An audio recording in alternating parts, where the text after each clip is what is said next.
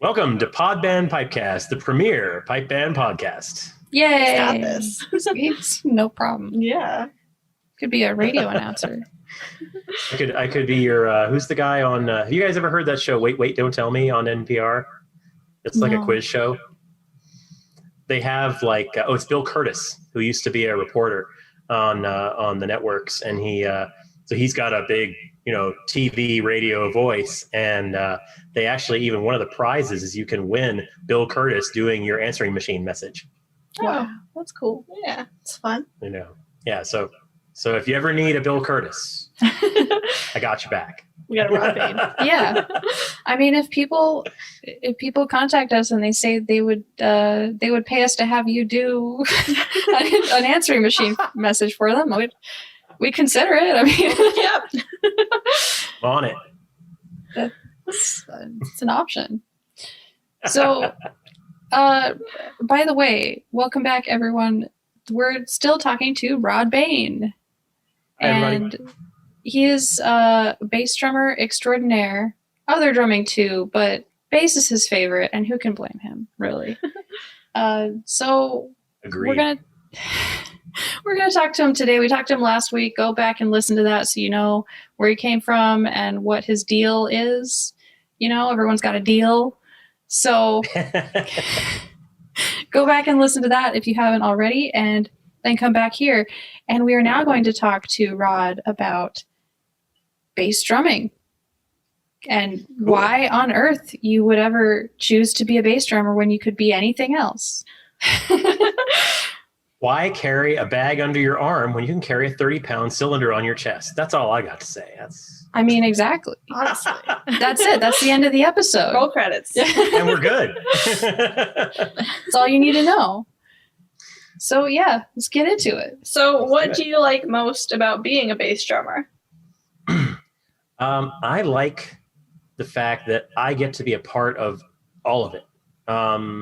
Being a snare drummer, you're kind of focused on being in the snare corps. You're thinking about what the snare corps is doing, and only the lead snare is thinking about what the pipes are doing, really. You're just paying attention to what the lead snare is doing, right? If you're a piper, you're paying attention to the pipe major. You're looking at hands across the circle. You're not really thinking about what the drums are doing. As a bass drummer, I get to think about all of that. And that's what I like. Plus, I have tenor drummers standing there right next to me, and I get to work with them to kind of dress up the tune beyond the snares and the pipes to make it really cool, both from a visual standpoint and from an audio standpoint, oral standpoint, whatever you would say, how it sounds. Apparently, I've hit my head on the drum a few too many times this morning. But yeah, that's what I like. I like that what I do is a part of all of it. Like, I'm part of the drum corps and I'm part of the midsection, but the pipers are going to have a really hard time doing what they do with us without me. And the snares are going to have a hard time doing what they do with the pipes without me. And so, I don't mean me personally, I mean bass drummers in general. And that's the thing I like. I like being that connection that keeps it all flowing. Plus, I like flinging my arms around. And you like being in the middle. You're the center of attention. So, And I have the best seat in the house to listen, which I know I talked about last week. yeah, I think it's interesting that we had a challenge going in our band for a while, a year or two ago, where it was like, if you're a piper, you should be able to sing the snare part to like your medley. And then if you're a drummer, you should be able to sing the pipe part to your medley. Ooh, And I like that.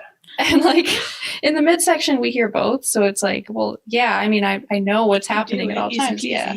But pipers are just like, we don't listen to the drummers. And drummers are like, we only kind of listen to the pipers. Yeah. There have been times where I'll hum a tune in my head or even hum it out loud, and I'll be doing both. Yeah, because why wouldn't you? Yeah. It's part of the music. Yeah. It's the whole sound.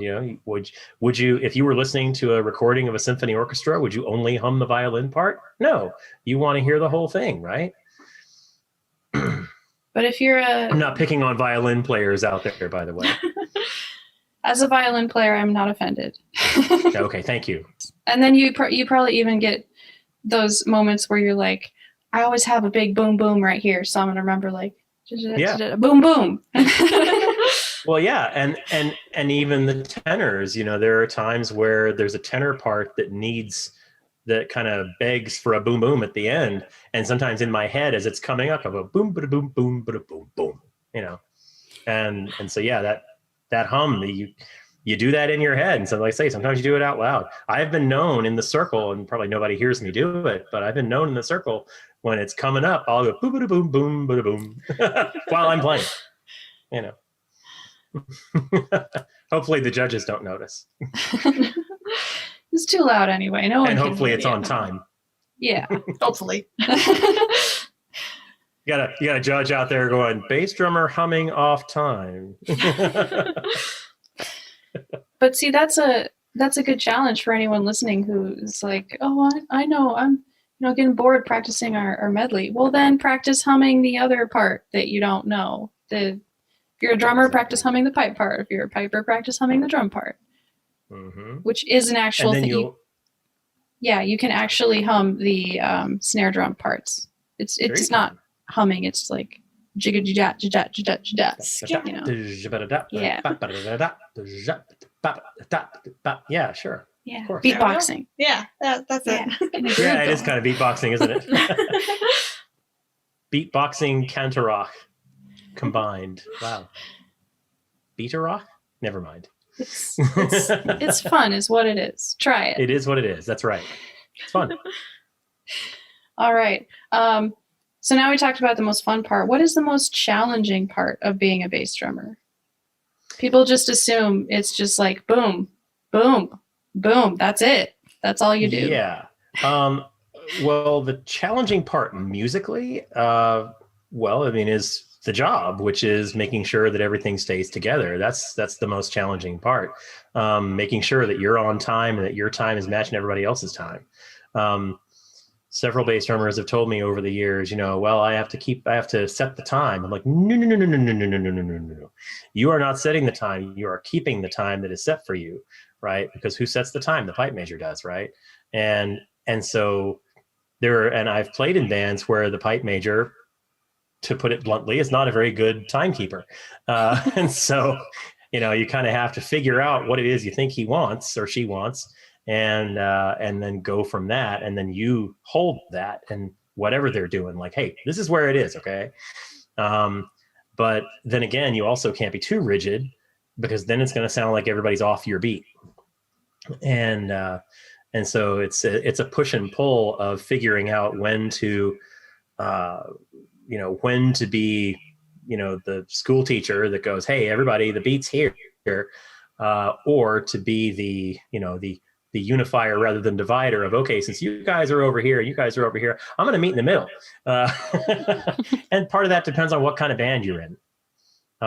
There have been bands where, I'll give you an example. One time I transitioned from one band to another.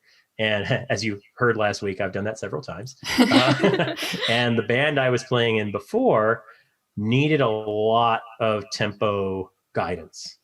Like, I had to play a certain way to keep everybody on track. If I tried to do anything too creative, then they'd get lost.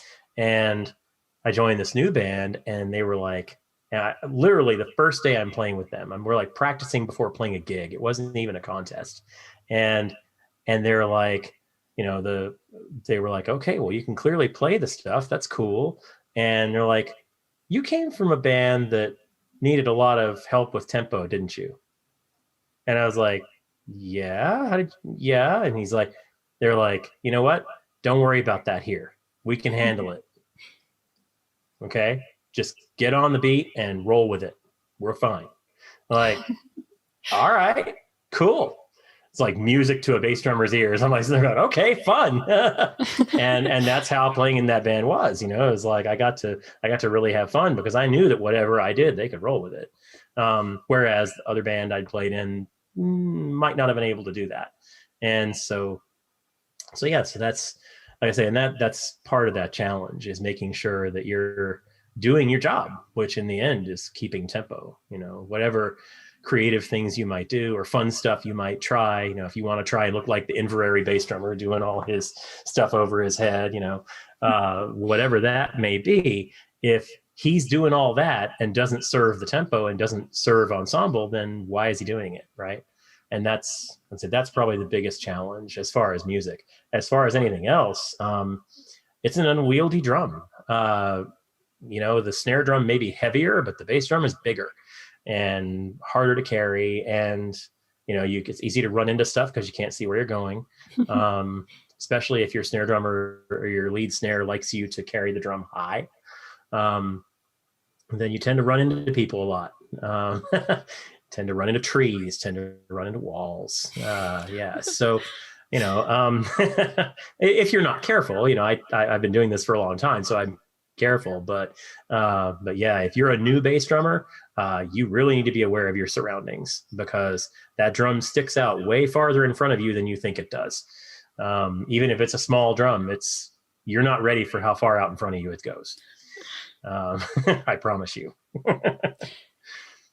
Yeah, I know how that is. Sometimes we, being a backup bass drummer, as I have a couple times, it's like, oh man, I need an extra 3 feet for at least. Yeah. I don't envy people who have to play backup, because if you're not used to it, it's a pain. It's like, how do you do this? But if it's what you do, then you don't think twice about it, right? Yeah. You just, you need a lot of space. Exactly. Yep. But it's also very fun. I don't know. Yeah. I think so. I think so. What is one thing? Oh, did you have something else? Nope. Go ahead. Okay. What is one thing people may not realize about bass drumming or bass drummers? That's one I forgot to think about too much. So one thing that people don't realize about bass drummers is, a lot of it, I think one thing is that I think a lot of pipe majors don't recognize how dependent we are on the way they tap their foot. You get used to the way a pipe major does things, and then when you change, or when somebody's not there for the week or something like that, it can really throw you off, because different pipe majors do things in different ways, and it takes some adjusting. One band I was in changed pipe majors after a few years that I'd been there, and the old pipe major would count things off very traditionally. By the right, quick, march. And the new guy would come in and he'd just go, right, 1, 2, whoa, hang on a minute, I'm not ready. But then when you realize that's how he does things, then you just go, okay, that's how it's going to be. So then you started listening for that. When's he saying ready? Got to be ready. And same thing with tapping feet. There was a pipe sergeant that stepped in a couple times in one of my bands, and he didn't put his foot down the same way. And in fact, he would joke with me and like round his foot, like tap his foot all funky to try to throw me off. Like, is it the toe or at the heel? What are you doing? Where's the beat? Damn it. So yeah, we do depend on that a lot. That's important, because that's kind of where we check back in and make sure that we're on the right track. Like I said, the pipe major sets the tone and sets the tempo. So if you aren't looking at him at least every once in a while, or her every once in a while, then there's a chance you could get off the track. Yeah, the breaks too, or something I've noticed that there's a different person. If your pipe major is not there at rehearsal for a week and you're running the medley, and the different person who's running it might count the breaks differently. It still may be the same amount of time, but are they counting it in 2, or are they counting it in 1? Is it one big long elastic foot stomp, or is it a 1-2? Exactly. Yeah, and one thing that people probably don't know about bass drummers as people is that I have found, generally speaking, that bass drummers tend to be some of the most welcoming people in pipe bands. And I don't know why that is necessarily, but I remember if any of you out there know Bull Henderson, who used to be the bass drummer for Blanford, and I think he is again, actually, he was the first drummer of any kind other than the ones in my band who welcomed me to California bass drumming, or to California drumming at all, even when I was a snare drummer. Yeah, super friendly guy. And almost every bass drummer I've known in my life, in my career, has been that way. Super friendly, super happy to help, super, hey, what's going on, and then the next time they see you, hey, how's it going, most pipe band people are like that anyway, but it seems to me that bass drummers tend to be even more so, and I'm not sure why that is. Maybe because we're lonely standing in the circle all by ourselves. I don't know. Because you can sympathize together. Yeah.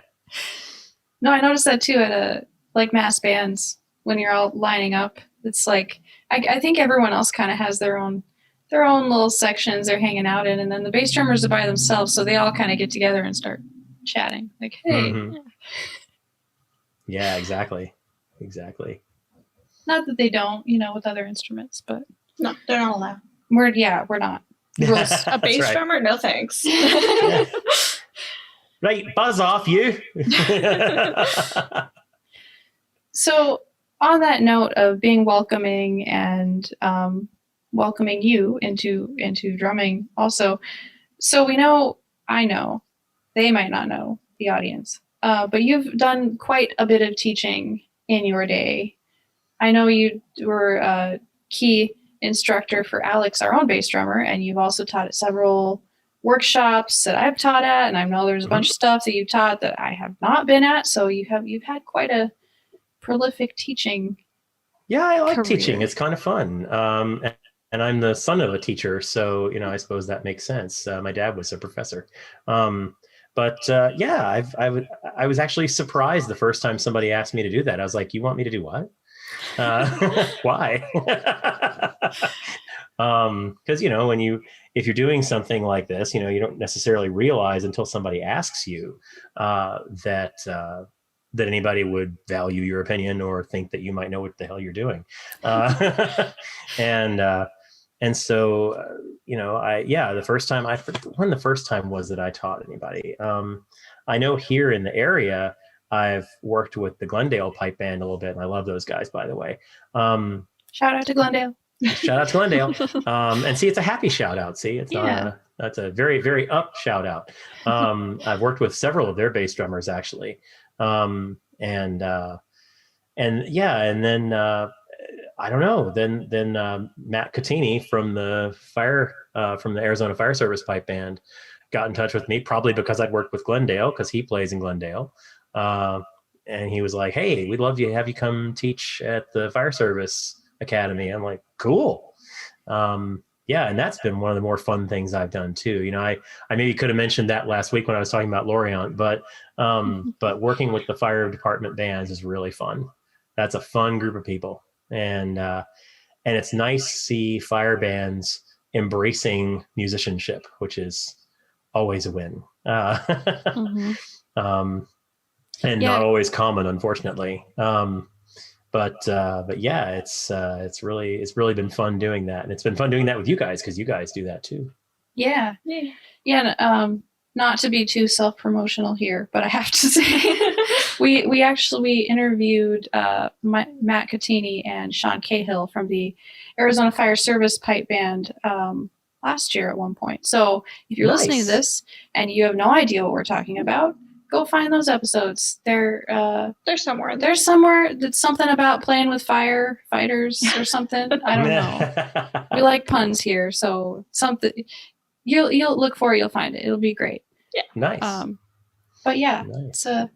It's kind of, I feel like in pipe bands sometimes we take the bass drummer for granted, like they're just there, but then you start to realize there's other bands out there that either don't have a bass drummer, or they have someone who's like, I kind of want to play bass, don't really know how.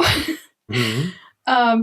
So on that note, what advice do you have for people who might be interested in learning bass drumming or have to learn bass drumming if they are the they're the new bass drummer, and that's it. They're the voluntold bass drummer. Yes. Voluntold, yeah. Well, I mean, the first piece I would say is to know, and I tell bass drummers this all the time when I'm teaching them, is tune your instrument. I have actually instructed bands where they have never tuned their bass drum ever. You have to tune a bass drum? What? Thank you. I've heard that statement more times than I care to talk about. It just goes boom. Like, I didn't even know you could tune this thing. Yes, you can. And you should on a regular basis. In fact, I told the fire guys one time, I was like, guys, if you have not taken your drum apart ever, then we're going to do it today. Like, you can take it apart? Yes, you can take it apart and put it back together, and you don't have to be a professional drum tech.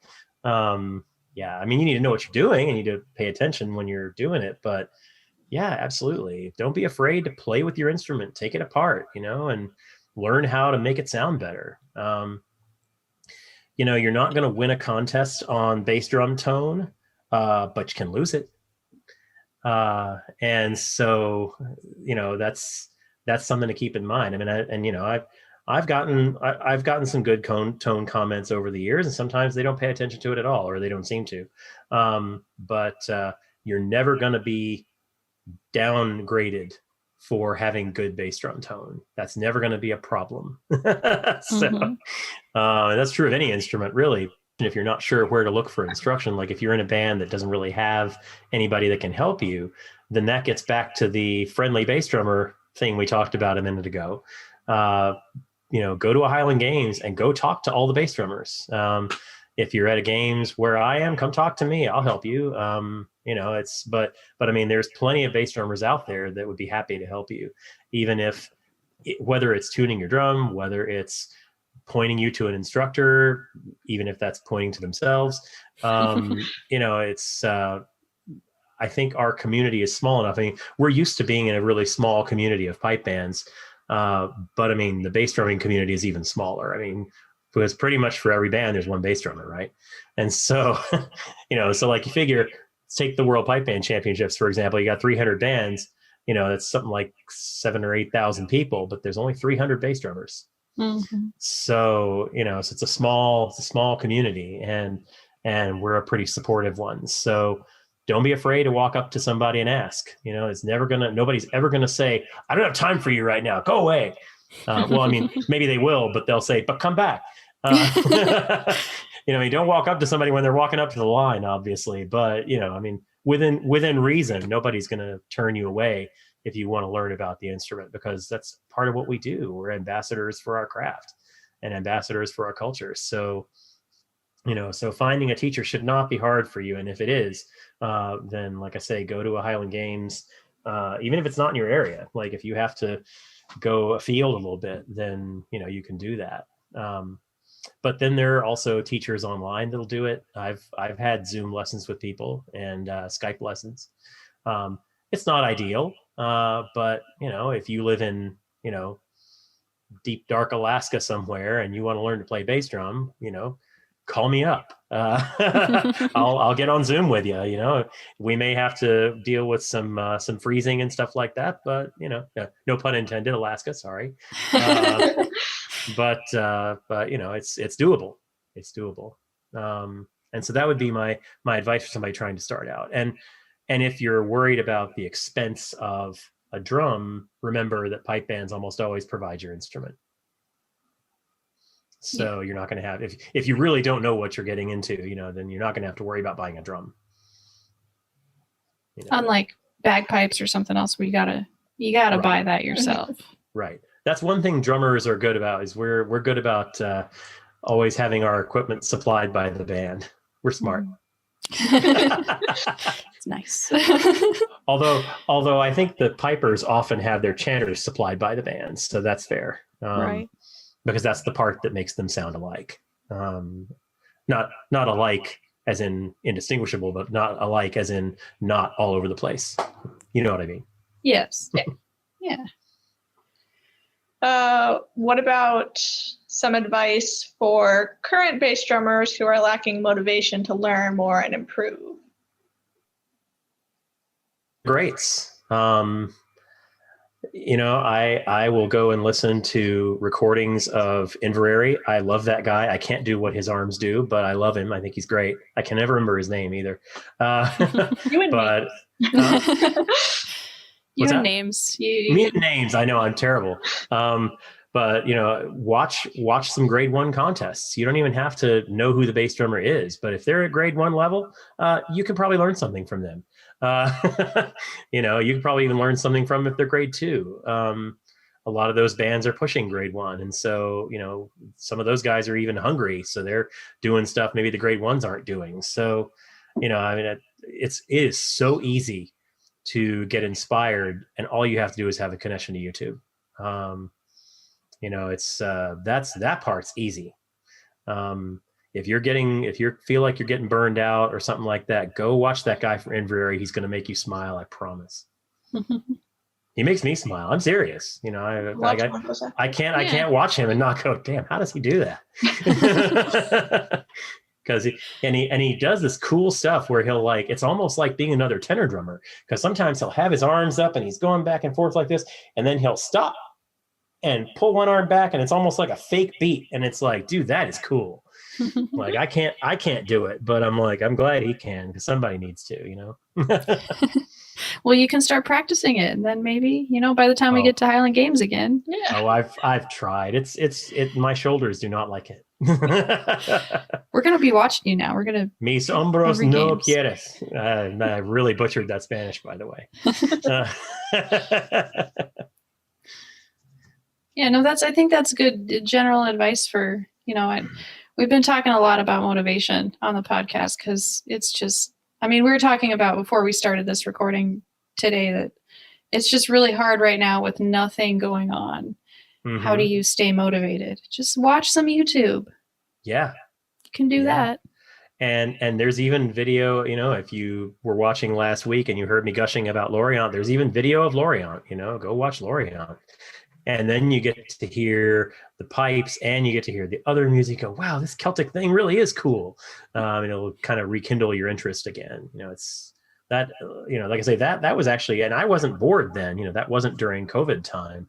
But that really rekindled my interest in a way. And there's even, the festival has a YouTube channel where they'll post videos of acts that are going to be at the festival that year.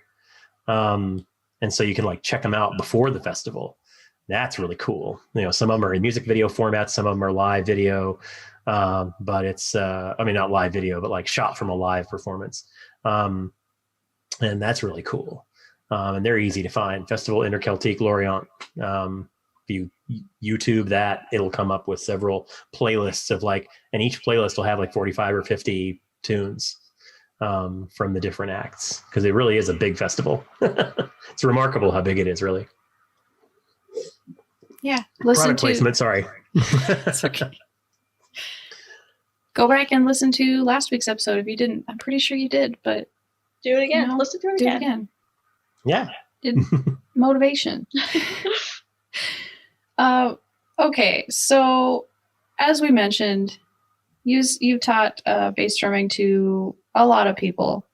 Is there any one lesson or technique that you find yourself always having to teach over and over again? You mean something people have had problems with, or something that I think is important to learn? Both. Or both. Okay. All of the above. Well, the thing I teach people first and foremost is your job as a bass drummer is to keep the time. If you can't play single beats to a metronome, then for one thing, you might not be in the right job. But if all you can do is play single beats to a metronome, then do that and do it as cleanly as you can, and just do that. And I've had to sit there and do that with people and just, hear the beat. Come on now. That's not where the click is. Come on. And then they'll find it and then they'll go with it. Teaching roll-offs is another thing. And I know what snare drummers do is they'll subdivide it, because of course with the snare, it's a roll, right? But those rolls are full of taps.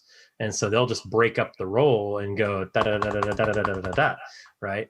And so I'll sit there, I'll whip out my snare that on a moment's notice. I'll whip out my snare sticks and be like, okay, listen to it. Da da da da da da da da.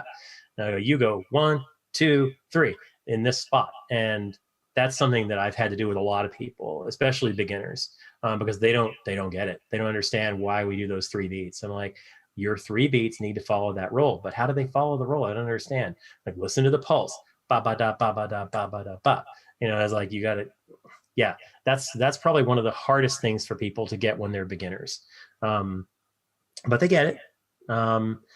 But then the thing that I think is critically important is if you do nothing else in your band, keep the beat. Like if you're trying to figure out cool stuff to play and, oh, I think I'm going to do this because I think this will be fun. It'll be cool. It's like, it better fit the tune and it better fit the beat. Otherwise, forget it. If you can't do creative stuff and fun stuff without screwing up the band, then you can't do that stuff.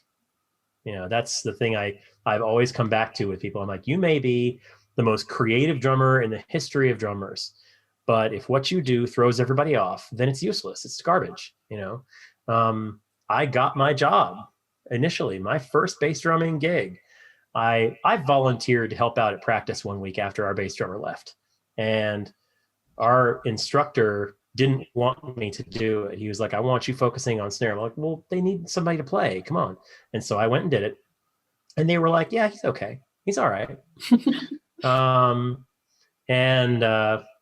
Yeah, whatever. And then one of the pipers brought in his friend, and his friend had been a rock drummer. Do I hear a groan out there? Anybody? Yeah, okay. So he came in, and he's all excited to be a bass drummer, and that was what he wanted to do. Like, he came in for the express purpose of being a bass drummer. Uh-oh. That man has yet to look at a pipe major's foot. He missed every break he was offered. He, I think, still never figured out the roll pattern. And unfortunately, that meant that he never once, in probably 3 years being a part of that organization, never once actually played in a competition. And I'm not even sure I think he got to play on parade a few times, but that was probably about it. He got a free trip to Scotland out of it. That was cool. One year we went to Scotland. He carried a snare drum, and so did his girlfriend. And he got to practice one time. And then after that, the drum instructor and the piping instructor were like, yeah, bring Rod back. And it wasn't because I was so great. It was because he was so terrible. And it wasn't because he was a bad drummer. It was because he just didn't understand the job. And, you know, and like I say, if you don't understand what your job is, then you're not going to do a very good one. Right. And now if you can do your job and do cool, creative, musical stuff with it, awesome. And I encourage you to do that. But if you can't keep the beat, then what are you doing? Right. So those are, that's the, I know I went on longer about that probably than I needed to, but it really is important. If you're a bass drummer, your job is to keep the beat. Number 1, number 5, number 10 are the numbers of keeping the beat. You got to do it, you know, and if you can do the cool stuff in the middle, that's awesome. But yeah, you have to keep the beat. So it's, you know, I hear this a lot about tenor, but I hear it a lot about bass too, where it's like, well, it's easy. It's not as hard as snare drumming. It's still kind of drumming. And I'm like, oh, people tell me that. They say, oh yeah, I'm a tenor drummer because I couldn't do anything else in the band. Like, I thought this would be easier. Oh, is that true? My wife likes to goof on me that anybody can play bass. And, you know, she gets to make that joke because she can play snare, tenor, and bass. But yeah, she likes to goof on me about that. And I'm like, well, anybody can play bass, but can anybody play bass this way? You know, can anybody do it right? That's right. Can anybody do it well? That's the question. Yeah, exactly. Yeah. So yeah, I've heard that many times, not just from my wife. She just likes to get me with that, you know. Yeah, anybody can play bass. Yeah. Thanks, honey. Well, people out there listening, if there's anything you got out of today, it's that you got to appreciate your bass drummer. It's not an easy job. It may seem like they're having an easy time, but it's not. It's fun. It's a very fun job, but it's not easy. It is. It is fun. It is fun. And, one thing I would say to people, another thing I would say to people is that if you can learn how to write and learn how to use like the different, drum scribe and things like that. If you can, that's great. Because I am not good at that. That is one area of pipe band that I am not very good at. I've never been good at writing my own scores. And part of that is because I'm not a mathematician, and and also just because I've never, I never got to a point as a snare drummer where I had to do that. And typically it's the snare drummers who end up doing that writing. And so, a lot of times what I'll end up doing is I'll end up marking on the snare score where my accents are, which, is a substitute and it works, but it's, if you can learn how to write your own music, I encourage you to do it. Cause like I say, it's a skill I'm not very good at. So as someone who does not do that well, I would encourage you to be good at it if you can. And I'm working on it. It's one of those things that I do want to get better at. And you probably remember from when I was in Mesa, I was never good at that. I had my score was in here. Which unfortunately means that if I'm not out there, then, well, the score is going to be different. So that's one nice thing. If you can do that, then anybody who's going to be your backup can certainly play the same thing, and that helps. So that's another thing we've learned today. Today we've learned you have to tune a bass drum. We've learned bass drummers are actually have an important job. And it's not easy. And we've also learned that bass drummers can have written music. That's also Yes, wow. absolutely. They can, but they don't. But they might. Well, in some cases they do. I mean, when I joined Phoenix, Mike Kotzbach handed me 3 folders. It said Phoenix pipe band snare, Phoenix pipe band tenor, Phoenix pipe band bass. Because he can write snare bass scores. And, I'm like, oh, okay. There you go. There's some scores for me. Okay. Yeah. And it's kind of nice. Something to work toward. Yeah. Kind of nice to have something to work on, right? Yeah. Everyone's got something. Exactly. Everybody's got room to grow, folks. Yeah. That's our 4th thing we've learned. All right, folks. I think that's it, right? Yeah. Thank you for listening once again. Thank you, Rod, for being on the show again. Thank you guys so much for having me. This has been a lot of fun. Yeah, it's fun. Like we said, it's just fun to talk about pipe band. Yeah. It is fun, isn't it? Yeah. Yeah. Especially when we all see each other at the games and everything, and we haven't had that. So I know. It's weird. Yeah, it is weird. It is weird. I'm wondering what it's going to be like when we get back. Like how many people are going to not be there anymore? It's like, yeah, either because they decided to bail, or sadly, hopefully not too often. There might be people who aren't back at all. Who have passed away. Hopefully not. Yeah, or people who are there none of us may know how to talk to each other anymore because we have no social skills because we haven't talked to anyone. So I like how you kind of stumbled on that too. I just don't have. Just driving that point home. Yeah. Yeah, that's true. That's true. Yeah, hopefully it's not going to alter our social skills too much. What are words? How do sentence? How to word? How to word? Why are you walking up to me and opening your mouth and sounds are coming out? I don't understand this. Who are you? Do I know you? I feel like you look familiar. Okay. Well, in any case, thank you again. This has been fun. And everyone out there, we'll see you next week. Bye. Thank you. Bye. Thanks, everybody. Thanks for listening, everyone. If you enjoyed this show, then support us on Patreon for exclusive content as well as the video of us recording this. We'll have special exercises we'll be writing as well as tips and tricks with tenor drumming and other instruments to come. Subscribe to us on YouTube for some tenor tutorials and possibly other tutorials later on. And like us on Facebook at Podband Podcast.